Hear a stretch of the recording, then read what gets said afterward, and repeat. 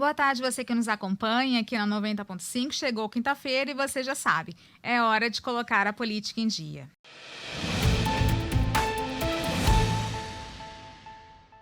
E hoje aqui comigo o escritor, doutor em psicologia, mestre em direito e professor de ética na UFES, Júlio Pompeu, que vai nos ajudar aí a esclarecer alguns desses termos e conceitos que a gente tem visto muito o seu uso na internet, né, em grupos, redes sociais, mas nem sempre está da forma correta, né? O que é ser de direita? O que é ser de esquerda? O que é comunismo? E ele vai nos ajudar um pouquinho hoje nesse nosso bate-papo. Boa tarde, professor Pompeu. Muito obrigada por ter aceitado aqui o nosso convite. Boa tarde, imagina um prazer, uma alegria estar aqui, né? Ajudando aí a entender palavras que estão na boca de muita gente e cada um fala de um jeito, às vezes gera confusão mesmo. É verdade. Então, já começando, professor, a gente sabe aí de algumas, a gente não vai conseguir dar todas, né? A gente pegou algumas dessas expressões, tentar que não vamos fazer também um debate muito aprofundado, mas é mais para esclarecer mesmo. E eu queria já começar te perguntando, o que é ser comunista? Professor Júlio, o que prega o comunismo? Porque a gente vê isso sendo usado até como xingamento, né? Dependendo de quem usa. É. Mas o que significa isso? Olha, vale para a ideia de comunismo, para a palavra, para o conceito de comunismo, o que vale para quase todas as outras aqui, né? As palavras é como se elas tivessem vida. Elas nascem com um significado, mas ao longo do tempo o significado vai mudando, não é?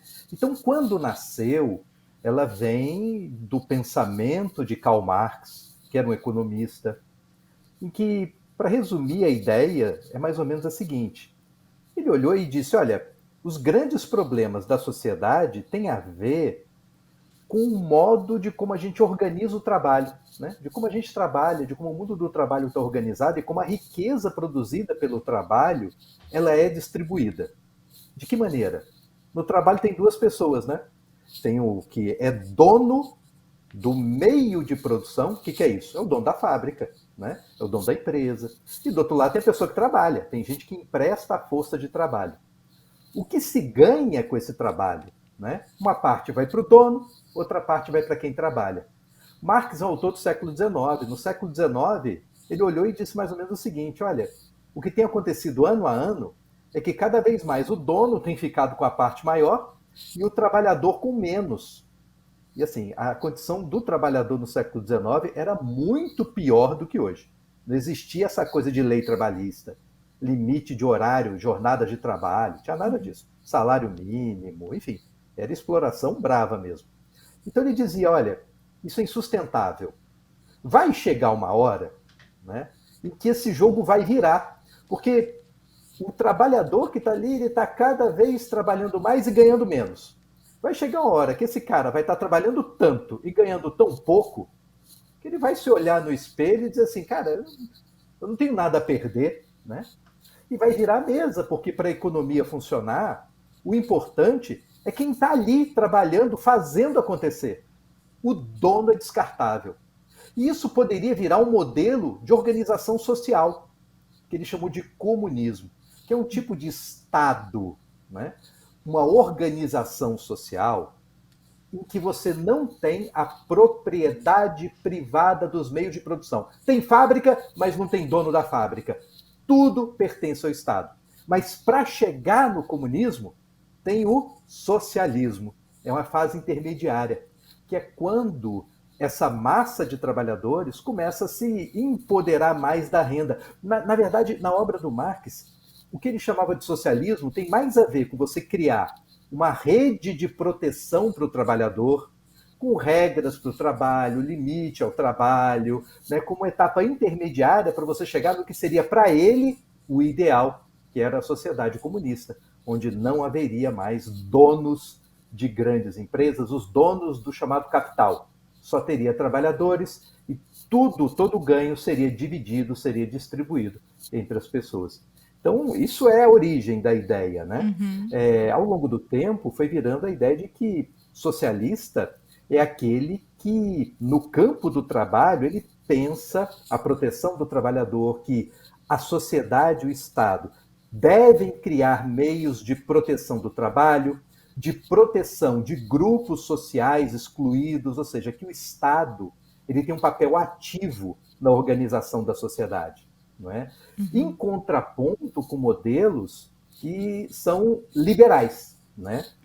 O liberal histórico nasceu em torno da ideia de que, olha, eu não preciso, eu, Estado, ficar dizendo para as pessoas como elas têm que viver.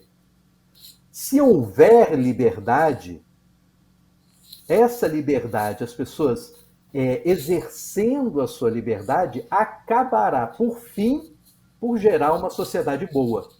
Não é? Então, esse liberalismo ele não nasceu nem em torno da economia, repara.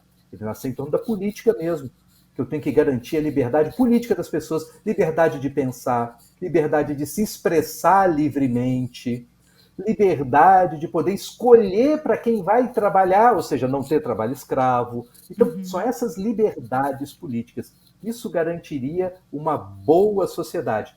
Repara que eles têm um choque, né? Então, para o socialista, acaba tendo a ideia de que o Estado tem que ter um papel mais ativo na vida das pessoas, o papel de cuidar mesmo das pessoas, e para um liberal, olha, quanto menos Estado, melhor. Mas hoje também, como as palavras têm vida, o liberal acabou sendo associado a uma ideia de pensar a economia, né?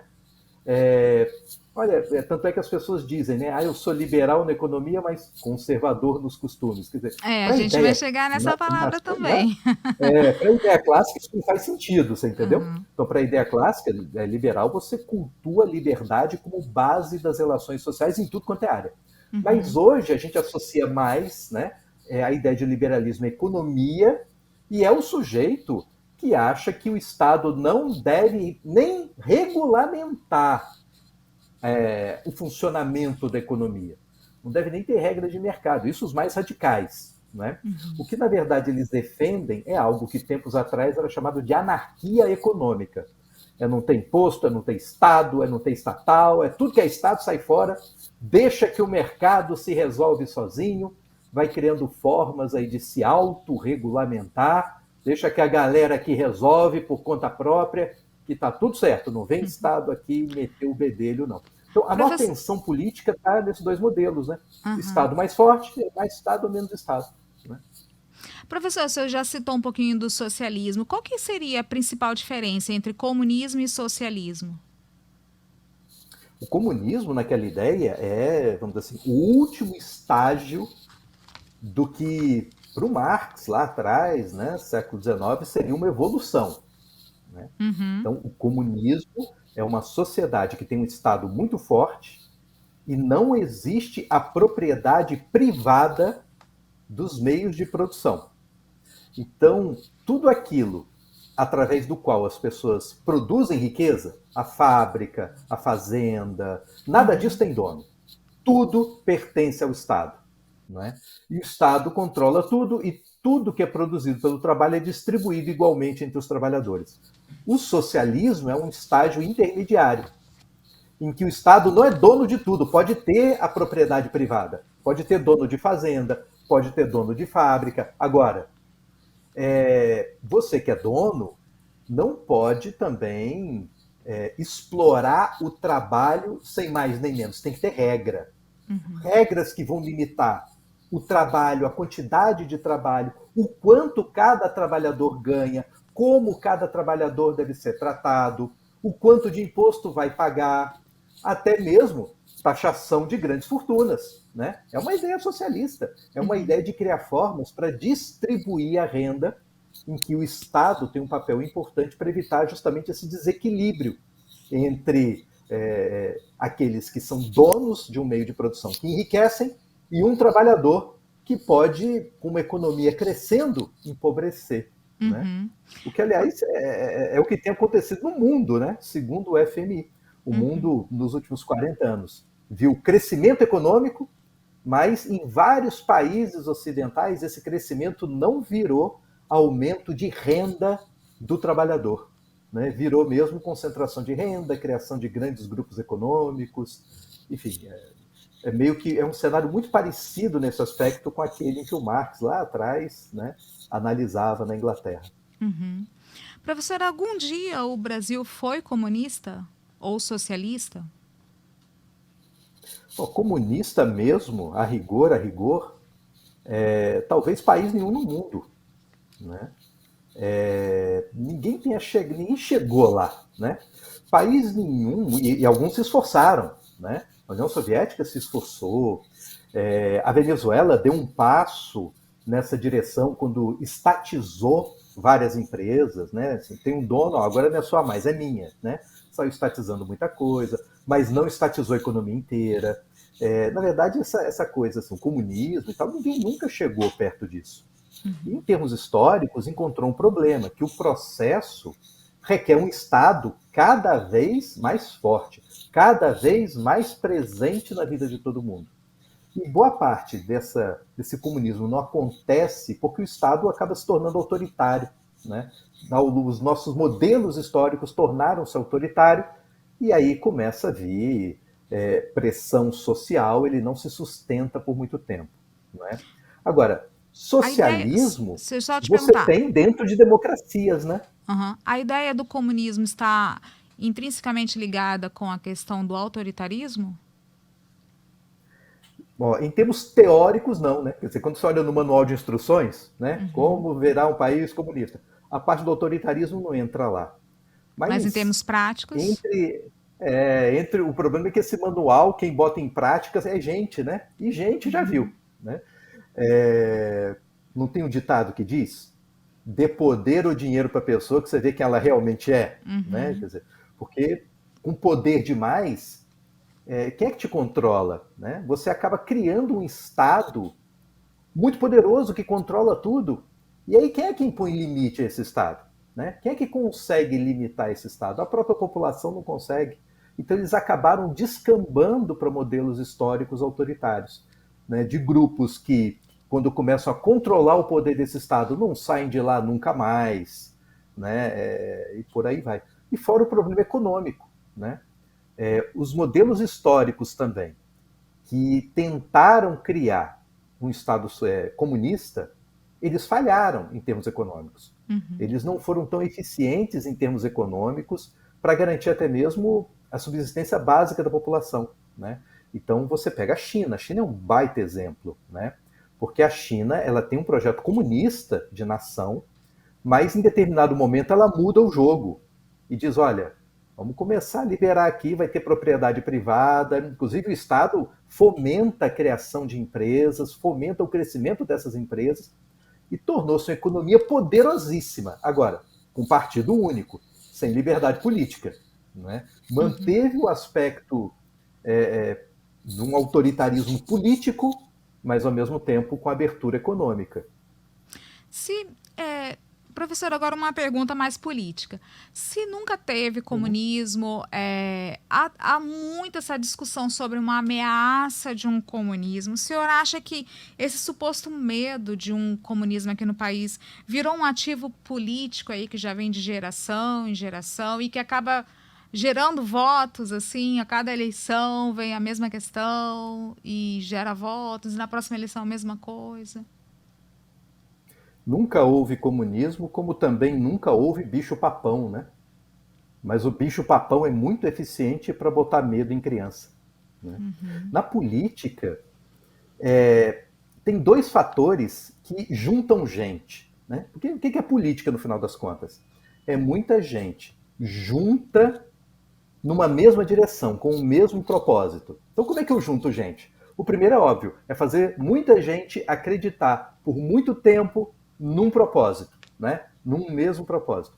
Tem uma segunda forma de fazer isso, né?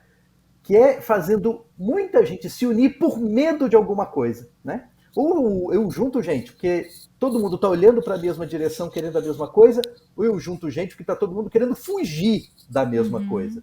Então é muito comum na política, ao longo da história política, você criar a ideia de um inimigo a ser combatido. O que justifica o meu poder? O que justifica o projeto que eu tenho a apresentar? É porque isso aqui é para evitar um mal maior. É para evitar essa coisa horrorosa, esse grande bicho-papão aqui. que pode ser o comunismo, como foi a expansão do Islã na época das cruzadas, né? Cada um tem lá o seu inimigo a combater, né? E a gente puxou esse dado histórico, esse bicho-papão da história, e vai mantendo vivo aí para agregar a gente, né? Uhum, entendi. Vamos agora para o capitalismo. O que ele Uhum, prega e qual que é hoje a nação que melhor o representa? Ou que pior representa também? uhum. O capitalismo é um modelo econômico, né? Que para funcionar bem precisa de uma estrutura política, né? Uhum, Mas é um modelo econômico que vem substituir a ideia de que Estado rico, nação rica, é aquela que tem muito dinheiro guardado. Então, se você pega época que o Brasil era colônia de Portugal, né? O que Portugal fazia aqui? Vinha, retirava pau-brasil primeiro, depois plantava cana-de-açúcar, depois ouro. Qual era o objetivo disso? Né? Não desenvolvia muito bem a colônia. Retirava a riqueza, porque a ideia é que o país rico é aquele que tinha muita reserva. Então tem que ter um cofre grande para guardar muito ouro. Isso é ser rico. A ideia do capitalismo é que a riqueza, a nação rica, não é aquela que tem muito ouro dentro de um depósito. É aquela em que o dinheiro circula, em que as pessoas estão comprando e vendendo. É aquela em que novos negócios estão sendo abertos. Essa é a ideia do capitalismo, em que há um capital, quer dizer, há dinheiro, em que ele circula. Né? Tem que ter uma historinha. Imagina um sujeito que chega no hotel e diz o seguinte: olha, eu estou aqui com R$ 400, só pode guardar esse dinheiro para mim até amanhã? Você tem um cofre e guarda para mim até amanhã?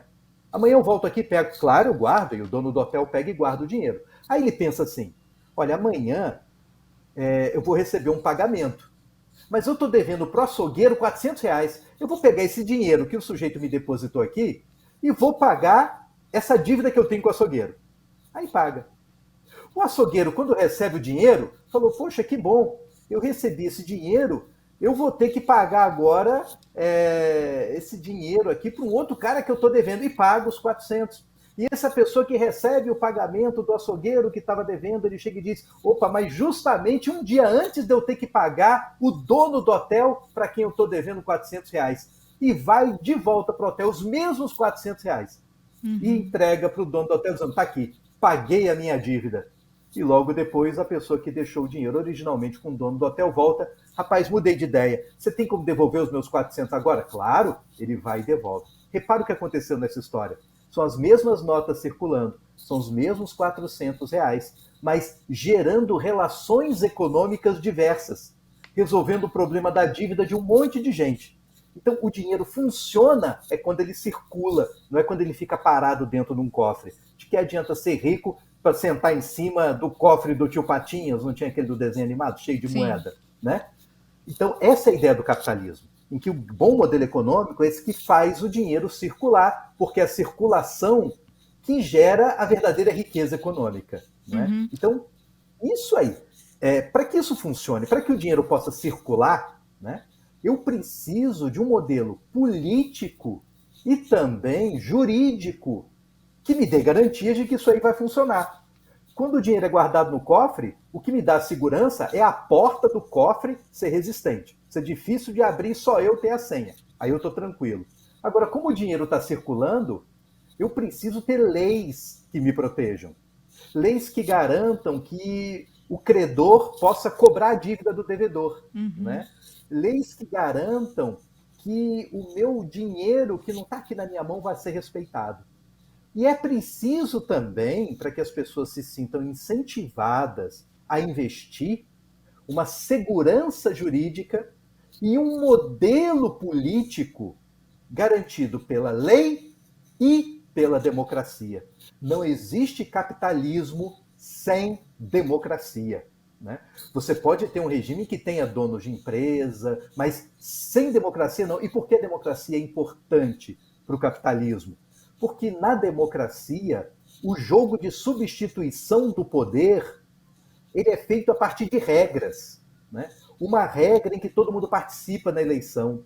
Uma regra que impede que a lógica do poder mude radicalmente de um dia para o outro, coisa que acontece numa monarquia absoluta, por exemplo. Eu sou o rei, eu faço o que quero, ninguém manda em mim, ao contrário, eu mando em todo mundo. Olha, eu mudei de ideia, eu vou mudar a economia inteira, eu vou mudar tudo quanto é regra econômica, agora o dinheiro tem outro nome, o salário é outro. Imagina o impacto que isso causa na vida das pessoas, olha a insegurança sendo gerada aí. Então, democracia garante estabilidade para a economia poder funcionar, porque a sucessão no poder é lenta, é discutida, é avisada, é combinada com todo mundo numa coisa chamada eleição. Olha, eu quero que você vote em mim para mandar no país, mas olha aqui o meu projeto. É bom? Você gostou dele? Você achou legal? Passa Então, pelo esse crivo, né, da jogo população. ajuda, né? Claro, esse jogo ajuda a dar segurança para as pessoas. Então, a principal virtude, a principal necessidade da democracia para o modelo capitalista é ter previsibilidade e tranquilidade para o dinheiro circular, para se E fazer qual negócio. nação que a gente pode dar como exemplo? Ou bom ou ruim? Olha, os Estados Unidos, eles são um modelo capitalista para muitos países, né? Outros tantos europeus também, mas a principal característica dos Estados Unidos não é ter trabalhador com renda alta, não é ter uma economia forte, é ter uma economia estável, segura, em que você não tem guinadas econômicas, você não tem na história econômica dos Estados Unidos mudanças tão radicais. Você imagina, no jogo político americano, você tem dois grandes partidos, né? Os democratas e os republicanos. E que, por uma série de princípios, uma série de modos de gerenciar o país, eles são absolutamente indistintos. É a mesma coisa, né? Ao ponto de muita gente ter dificuldade de separar um do outro, né? De uma forma geral. Eles são mais diferentes na política externa do que na interna para muitos assuntos, né? Então, isso é a marca de um capitalismo avançado. Ter segurança, ter estabilidade, ter tranquilidade, em que o jogo político ele atrapalha muito o jogo econômico, o jogo da circulação de capital, quando começa a fomentar a incerteza, quando começa a surgir alguém poderoso demais que possa não mais respeitar a regra, respeitar a lei, porque lei também me dá segurança, né? A lei se vale para todo mundo. Olha, é a regra do jogo que eu quero seguir. Agora, imagina se você é empresário e está jogando de acordo com a regra do jogo, mas outra pessoa ali, o Estado, o poderoso, deixa ele jogar fora da regra do jogo, como se estivesse roubando no jogo. Aí, quer dizer, como é que você consegue competir? Como é que você consegue, né, em termos econômicos, ter sucesso também? Então, por isso, o direito e a democracia são fundamentais para o capitalismo. E Estados Unidos acaba sendo modelo, não é nem pela riqueza, é pela estabilidade jurídica e política que o país tem. Quando algumas pessoas usam o termo de capitalismo selvagem, ao que eles estão se referindo? A selvageria vem da ausência de regras que controlem a acumulação de renda, né? Porque, por exemplo, no capitalismo, a princípio, o Estado ele não vai dizer para você se você pode ou não abrir uma loja. Olha, você pode. Tem requisitos mínimos aqui, mas vai lá. Agora, uma vez aberta a sua loja, tem os concorrentes, né? E o mercado tem o seu jogo, o mercado tem o seu jeito de funcionar, né?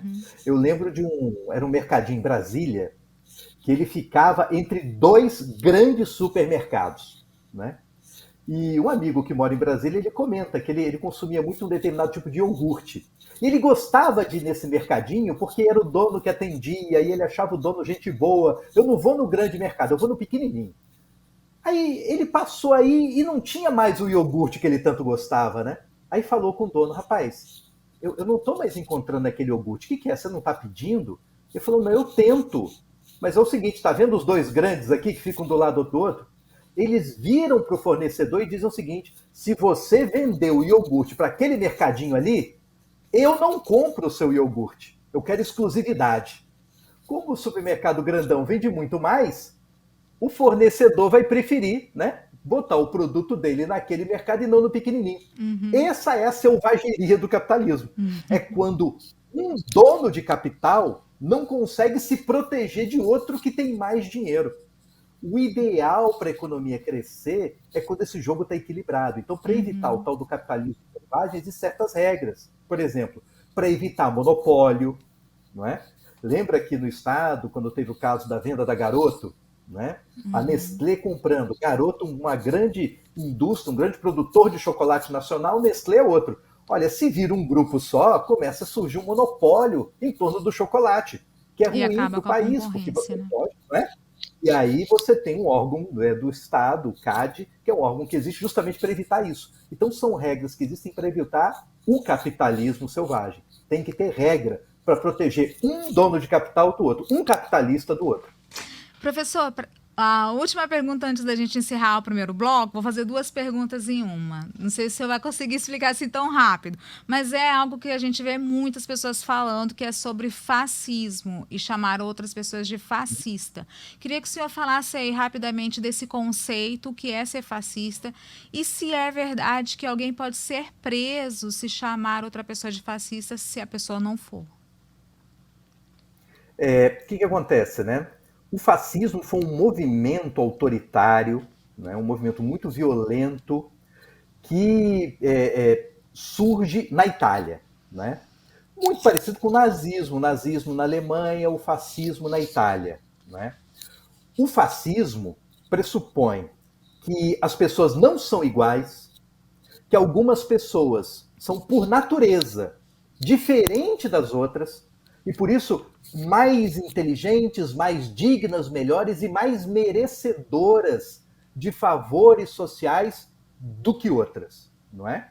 E que essas pessoas que são melhores, elas teriam, né, se sentiriam autorizadas pela força, né, a tomar o Estado, a controlar o Estado. Portanto, são modelos autoritários de política. O principal inimigo de um nazista, o principal inimigo, né, de um fascista são os democratas, porque são políticas antidemocráticas, são modo de organização da sociedade antidemocráticas. Ao contrário, elitistas e que defendem a ideia de que exista uma elite por algum tipo de direito qualquer, de nascimento, de genética.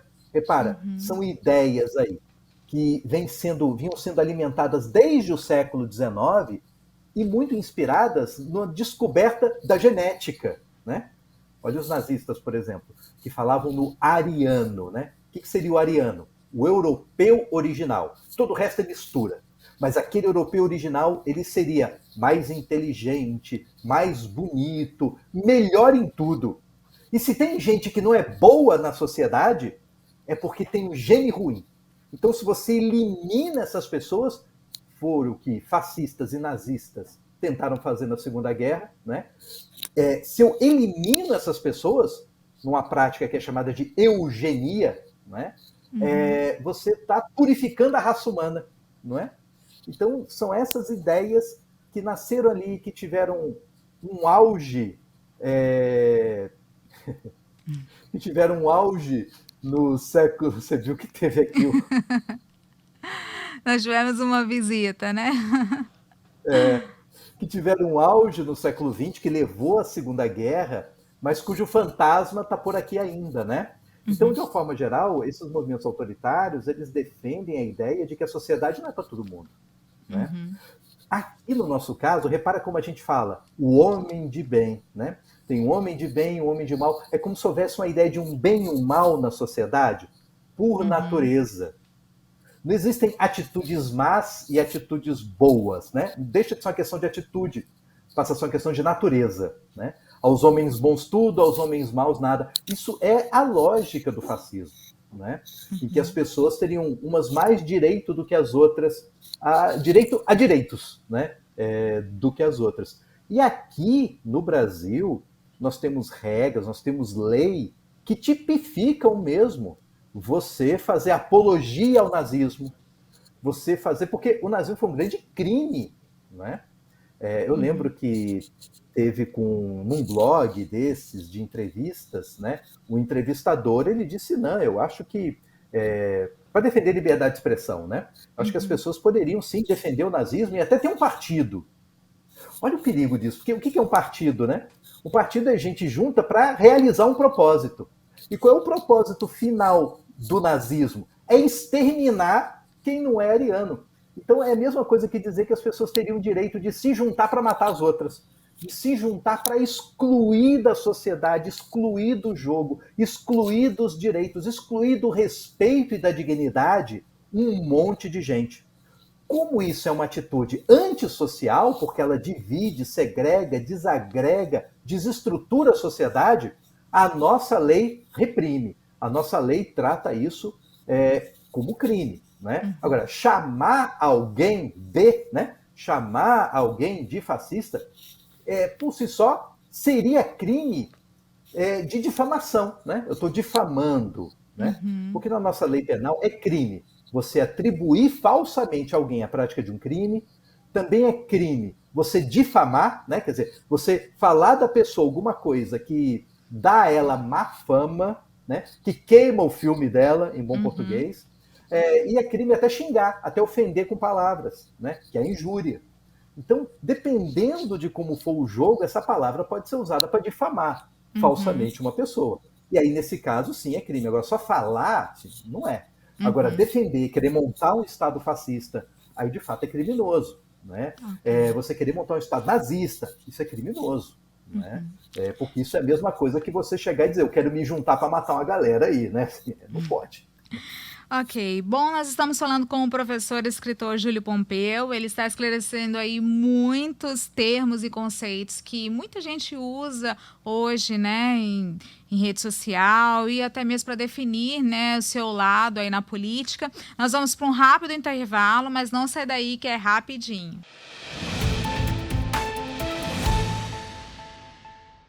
Voltamos com De Olho no Poder, o seu programa para colocar a política em dia. Hoje aqui comigo o professor e escritor Júlio Pompeu, ele que está esclarecendo aí muitos conceitos que estão na boca do povo, né? Já falou aí que é comunismo, socialismo, capitalismo, fascismo.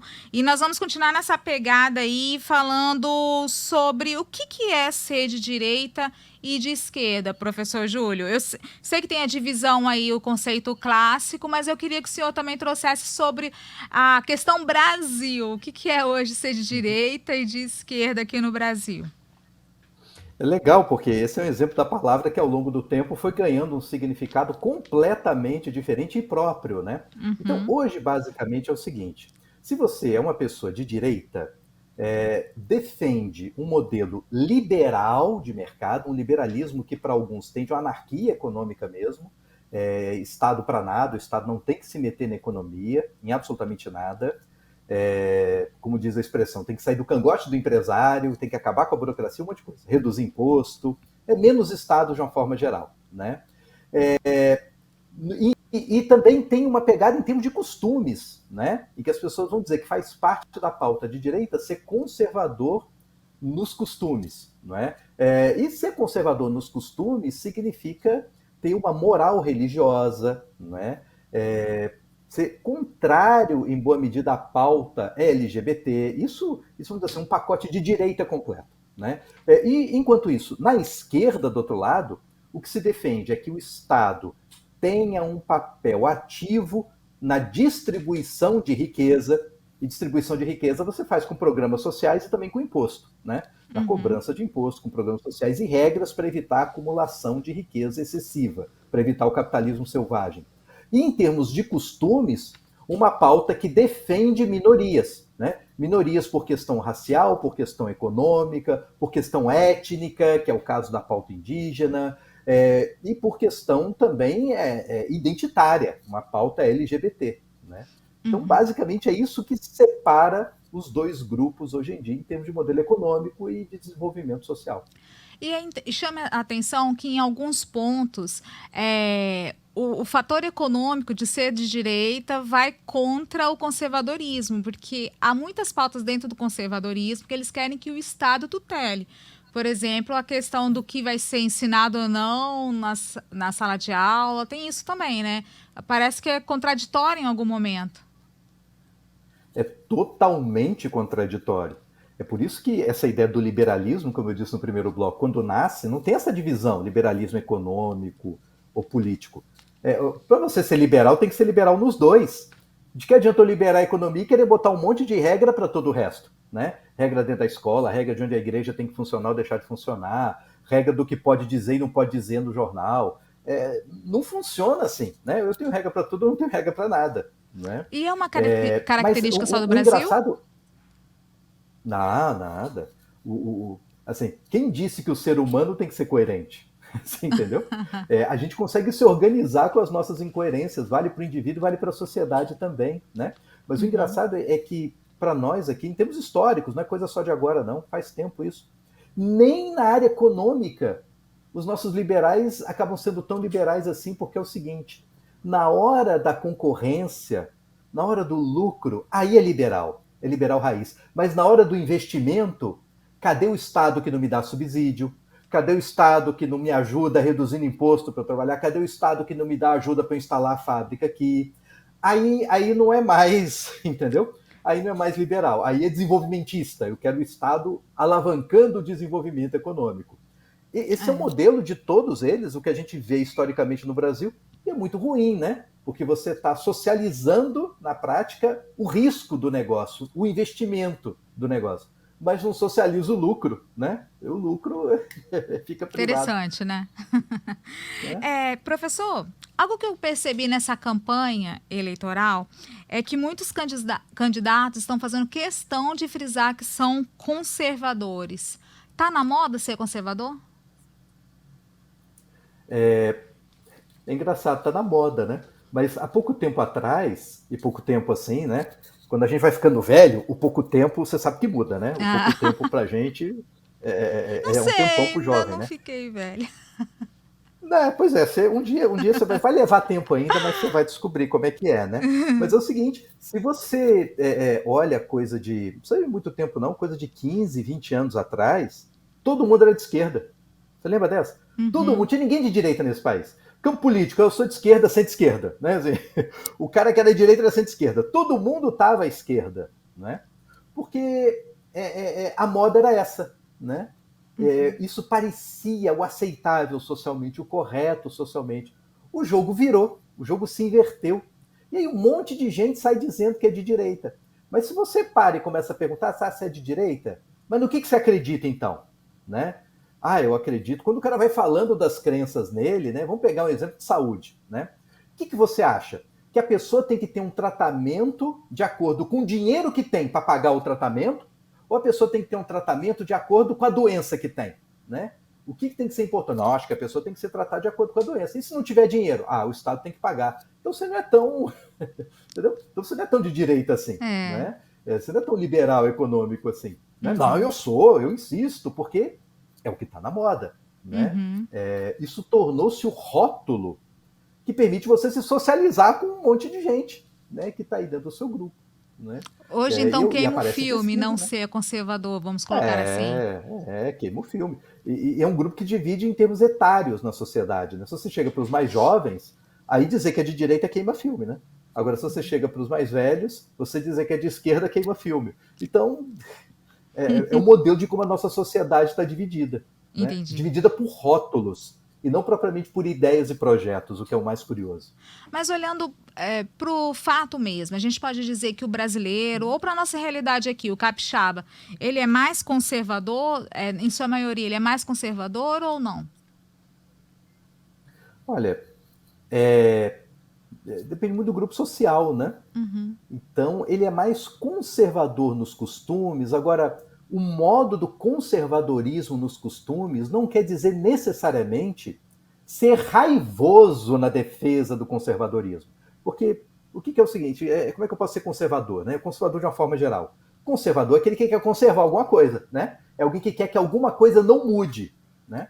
Eu posso simplesmente não querer que alguma coisa não mude, não me esforçando para ela mudar. Né? Agora, eu posso querer que não mude querendo agredir quem está tentando mudar, querendo calar quem defende a mudança. É uma atitude mais raivosa. Né? Uhum. Então, nós temos uma população que ela é conservadora, tem coisas que ela não quer mexer. Né? Nisso aqui eu não quero mexer, não. Isso aqui eu quero deixar desse jeito mesmo. Agora, a gente chama mais a atenção, quando a gente bota o rótulo de conservador, a esses que fazem estardalhaço, a esses que fazem uma atitude mais violenta, né? Sou conservador e tem que calar a boca, tem que proibir, tem que, né? Não é Uhum. assim, né? Não é entendi. bem assim. A maioria da população aqui não é raivosa, né? Mas eu acho interessante que essa questão da moral, dos bons costumes, ela sempre permeou assim as eleições, né? Até Uhum. pouco tempo atrás, era uma preocupação assim dos candidatos, por exemplo, ser casado e apresentar a sua família ali na campanha, né? Isso dava uma certa credibilidade, vamos colocar assim. Isso vinha mudando, mas parece que voltou com tudo agora, de 2020 para cá. E o senhor acha que isso pode ser determinante nessa eleição? Mas a pauta do conservadorismo que sempre teve, né? Você citou bem, assim, o candidato tinha que dizer que era casado, fiel no casamento, que tem filhos felizes, né? Que tem, enfim, aquele modelo ali, um modelo padrão social, né? Aborto era tabu, não podia tocar no assunto, e se tocar é treta, foge disso, evita comentar esse negócio, e assim vai, né? Hoje, a pauta do conservadorismo mudou. Então, o sujeito pode ter 3, 4 famílias, ele pode ter uma vida assim, desregrada, mas em compensação, se ele for contrário à pauta LGBT, é um conservador. Né? Se ele gritar não ao aborto, mesmo não tendo ninguém gritando sim, já é rotulado como conservador. É uma pauta que associou mais também a ideia de um respeito à liberdade religiosa. Né? Uhum. Porque muitos grupos religiosos sustentam não só um conservadorismo de natureza religiosa, mas o voto conservador. Né? O voto em candidatos que defendem aquela pauta. E são grupos religiosos que, durante muito tempo, se sentiram no Brasil minoritários. Né? Se sentiram, de certa forma, apequenados. Né? Sentiram a mesma coisa que outros tantos grupos, né, como negros, como a população LGBT, reclamam que sentem ainda hoje. Né? Uhum. A gente sente que a gente é olhada de outro jeito, a gente sente que, né, os evangélicos, por exemplo, os evangélicos até pouco tempo eram minoria no Brasil. E como minoria eram olhados assim como subcristãos. Né? Hoje tornaram-se maioria e reivindicam, portanto, uma certa dignidade. Né? Uma Uhum. dignidade que significa ele poder anunciar de peito aberto as suas crenças sociais e religiosas sem ser por isso taxado de alguém errado, né? De Uhum. alguém que, olha, dizer que ele está errado nessa convicção social, caso do aborto, por exemplo, politicamente errado, é a mesma coisa que dizer que ele está errado na fé dele, né? E a fé não comporta bem esse erro. Então, o nosso conservadorismo, repito, é mais sustentado pela ideia de religião. Né? Uhum. E entrar até nessa questão, porque tem ganhado muita força essa polêmica religiosa, a questão da religião no Estado, né? A gente viu aí recentemente alguns episódios envolvendo a primeira-dama do país, o ex-presidente Lula, e geraram assim uma discussão grande. Eu queria te perguntar qual que é o conceito do Estado laico, porque há aquele grupo que fala o Estado é laico, mas não é ateu, mas também o grupo que fala que o Estado é laico e não pode ser confessional. Qual que é o conceito e também a linha divisória ali, o limite? Isso nasceu em termos históricos na Europa dividida em guerras religiosas, né? Então diz assim, olha, o problema é que os estados estão entrando em guerra por causa de religião. Isso está errado. Qual é a melhor forma de resolver a questão? É liberdade religiosa. Para ter liberdade religiosa, o Estado não tem que se misturar com a religião. Estado laico é isso. Religião vai para um canto, Estado vai para o outro. Um não se mete na praia do outro. E, portanto, é contrário à ideia de Estado laico. Tanto você proibir alguém de ter a sua religião, como também obrigar a pessoa a ter alguma religião. E quando a religião se aproxima do Estado, o problema começa a aparecer nessa separação. Olha, eu sou um deputado, eu tenho aqui a minha fé religiosa e quero fazer uma lei de acordo com essa fé religiosa. É o mesmo que empurrar a sua convicção religiosa para outros que não são dela. Né? Uhum. Então, esse é o problema. Se você deixa o Estado ser dominado por uma linha religiosa, você está tirando do Estado espaço para outras religiões e, portanto, você está acabando com a liberdade religiosa. Né? O Uhum. Estado junto da religião é muito bom quando a religião é a sua. Né? O problema é quando não é ela. E se tem democracia, isso pode mudar, o jogo pode virar. Né? Uhum. Como virou, da esquerda para a direita. Todo mundo era de esquerda, agora um monte de gente é de direita, e assim vai. o jogo muda, porque as pessoas mudam ao longo do tempo. E essa mistura de Estado e religião acaba minando a liberdade. A religião é até mais forte quando se separa do Estado, porque aí ela pode seguir as suas convicções religiosas, independente da obrigação política, inerente à política, de ter que transformar aquilo em regra para a vida de todo mundo. Não é? Uhum. Então, liberdade é a palavra que é o valor que acaba sendo prejudicado quando você mistura religião com o Estado, quando você acaba com o Estado laico. Professor, ainda falando de liberdade, muitas pessoas se questionam, né? Se nós estamos numa democracia, nós somos livres para escolher, por que que o voto é obrigatório? Por que que a pessoa não pode ser livre para escolher não votar sem ser punida? A liberdade política da democracia, ela não é absoluta. Não existe nenhuma liberdade absoluta. Aliás, não existe nenhum direito absoluto, não é? O que existe é a necessidade de nós convivermos, não é? E na necessidade de nós convivermos, nós precisamos de regras. A democracia, para que ela funcione, ela precisa do voto, né? E a única coisa que é obrigatória é você ir lá votar e, se não for, paga uma multa de uns R$ 3, né? Convenhamos que isso não parece uma pressão tão grande que a gente possa dizer que está minando a nossa liberdade. Agora, repara, para andar na rua, tem semáforo quando você vai dirigir, né? E tem o sinal verde, o amarelo e o vermelho. O vermelho diz para você parar. Para ter liberdade absoluta, o sinal vermelho mina a minha liberdade. Eu quero poder avançar o sinal na hora que eu quero. 2 carros vão bater na esquina, repara, e ninguém vai andar. Então, a lei é necessária quando tem mais um monte de gente vivendo junto. Então, é impossível liberdade absoluta. Não é contrário à democracia você ter um voto obrigatório, por exemplo. O que seria contrário à democracia é não só obrigar você a ir ao local da votação, ou ter que dar uma satisfação ou pagar multa porque não foi. Violaria a sua liberdade se te obrigasse a votar em alguém. O que viola a liberdade democrática é ter alguém na porta da zona eleitoral ameaçando você se o candidato não ganhar. O que viola a liberdade é ter gente que controla territórios dizendo aqui só esse candidato aqui que vai poder fazer campanha. E se o outro chegar, expulsa a bala, expulsa na violência. Isso sim, isso atrapalha a democracia. O que atrapalha a democracia é a fake news, é a divulgação de mentira que informa com falsidade o eleitor e faz com que ele vá votar, ele vá decidir o futuro dele mal informado, achando que está fazendo uma coisa e, na verdade, está ajudando a fazer outra completamente diferente. Isso sim mina a nossa liberdade. Né? Não uma regra, né? As regras que permitem a convivência, as regras que são importantes para a gente poder conviver de boa. Professor, nós vemos aí uma movimentação grande, a gente já está quase indo para o final, aí eu vou fazer 3 perguntas em uma, tá? A gente vê uma movimentação aí grande com relação a uma carta, né, aos brasileiros em defesa do Estado Democrático de Direito. Essa carta foi redigida pela USP, há uma movimentação para que ela seja lida em vários estados, né? Eu gostaria que o senhor falasse sobre a relevância dessa carta para o atual momento do Brasil e falasse um pouquinho também sobre a questão da defesa do Estado Democrático de Direito. O que é isso, na sua opinião? Vou começar de trás para frente, tá? O que é Estado Democrático de Direito?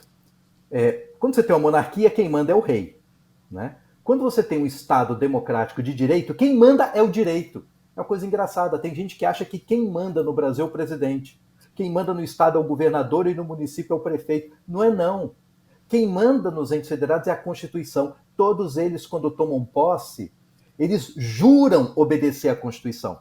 Quem está ali é para fazer o que a Constituição diz que é para fazer e não fazer o que a Constituição diz que é para não fazer. Isso é um Estado de direito. Quem manda é a lei. Vale para os governantes, vale para a gente que está aqui trabalhando e defendendo o seu no dia a dia. Né?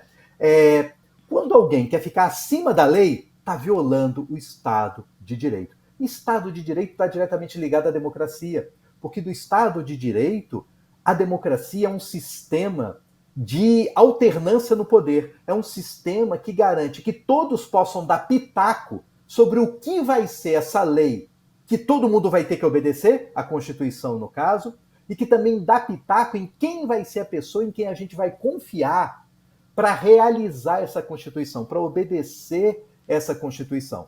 Então, isso é a democracia, criar um sistema de controle. Né? Se você acaba com a democracia, ou seja, com um sistema de controle, acaba com a alternância no poder, você não tem mais um elemento que garanta que alguém vai seguir as outras normas, que vai seguir a lei. Então, as duas andam juntas. O sistema que seleciona quem vai obedecer à lei e a obediência à lei.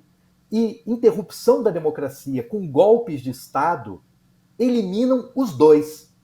Deu-se o golpe de Estado, é como se dissesse, a política agora não vai ser jogada de acordo com a regra do jogo, que é a Constituição. Vai ser jogada como, então? Quem manda vai mandar de que jeito? Quem manda pode fazer o quê?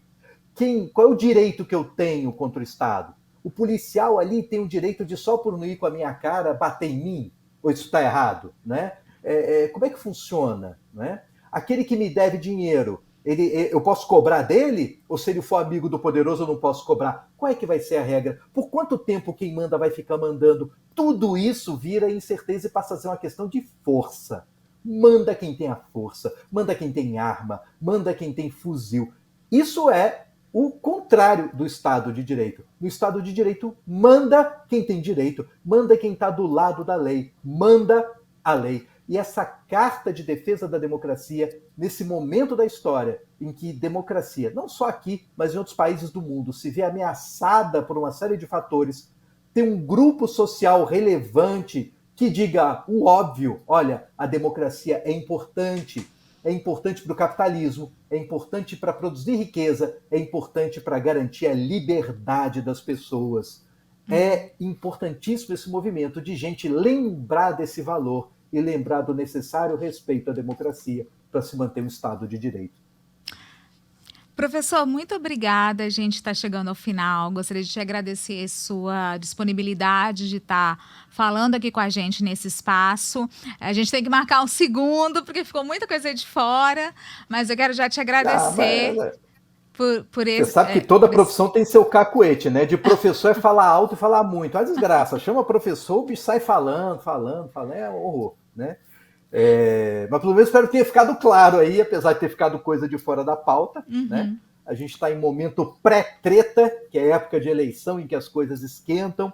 Essas palavras vão ser usadas e reusadas e distorcidas à torta e à direito, e a gente tem uma noçãozinha de como, né, do que elas significam, ajuda a gente a se posicionar, né? Ajuda a gente até a saber se o jeito que estão rotulando a gente, né, o que estão dizendo que a gente se é isso mesmo ou não, né? Verdade. Se a gente é isso mesmo ou não. Obrigada, professor Júlio. Obrigada a você que nos acompanhou em mais um De Olho no Poder. Espero que tenham esclarecido aí muita coisa. Lembrando que esse programa vai ficar salvo aí nas nossas plataformas do YouTube, no portal também do Folha Vitória, onde também se encontram os outros programas, os programas anteriores, né? Toda quinta nós temos um encontro marcado aqui para colocar a política em dia. Obrigada pela audiência e até a próxima.